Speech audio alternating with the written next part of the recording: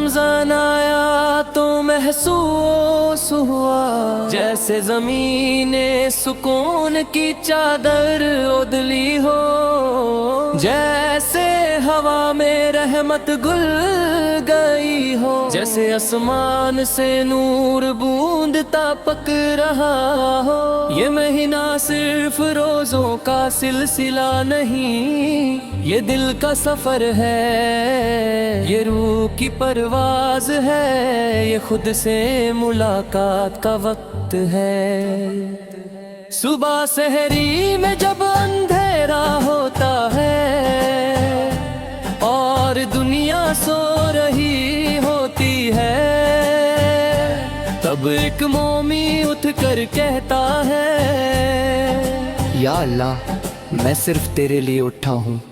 اسی جملے میں پوری عبادت چھپی ہوتی ہے۔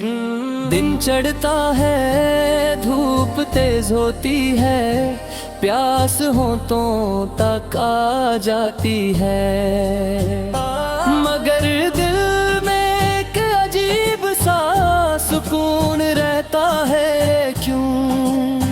کیونکہ بندہ جانتا ہے اس کا رب دیکھ رہا ہے۔ روزہ جسم کو نہیں نفس کو توڑتا ہے، روزہ بھوک نہیں گھرور کم کرتا ہے، روزہ پیاس نہیں حواس بجھاتا ہے، روزہ انسان کو انسان بناتا ہے۔ رمضان میں مسجدوں کا منظر بدل جاتا ہے، جو سب کھلی رہتی تھی وہ بھر جاتی ہے، جو دل سوئے رہتے تھے وہ جاگ جاتے ہیں، قرآن کی تلاوت ہوا میں مہک بن کر پھٹتی ہے،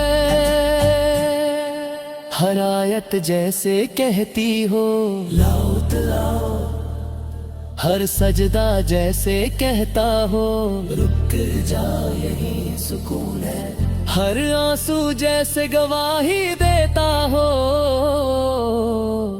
کہ رب قریب ہے۔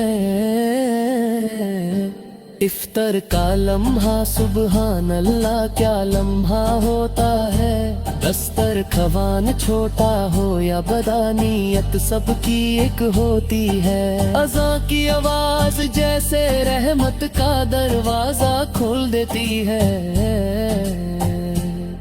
پہلا گھونٹ پانی کا صرف پیاس نہیں بجھاتا، شکر سکھاتا ہے، رمضان سکھاتا ہے کہ روزی دینے والا اللہ ہے، طاقت دینے والا اللہ ہے، معاف کرنے والا اللہ ہے، اور بلانے والا بھی اللہ ہے۔ پھر آتی ہے وہ رات لیلۃ القدر، خاموشی گہری ہو جاتی ہے، دل زور سے دھڑکتا ہے، ہاتھ اٹھتے ہیں، آنکھیں بھر آتی ہیں، بندہ کہتا ہے یا رب مجھے معاف کر دے، اور اسما کے دروازے کھو جاتا ہے۔ رمضان رخصت ہوتا ہے مگر سوال چھوڑ جاتا ہے، کیا ہم بدلے، کیا دل صاف ہوا، کیا نماز اپنی جگہ پر آ گئی، کیا قرآن سے رشتہ جڑ گیا؟ یا اللہ اگر رمضان میں بھی ہم نہ بدلے تو پھر کب بدلیں گے؟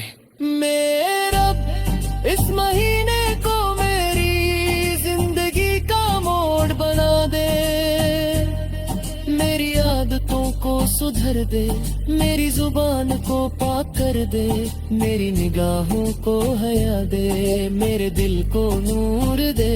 رمضان صرف ایک مہینہ نہیں، یہ رحمت کا پیغام ہے، یہ محبت کا انعام ہے، یہ معافی کا سما ہے، یہ جنت کی خوشبو ہے۔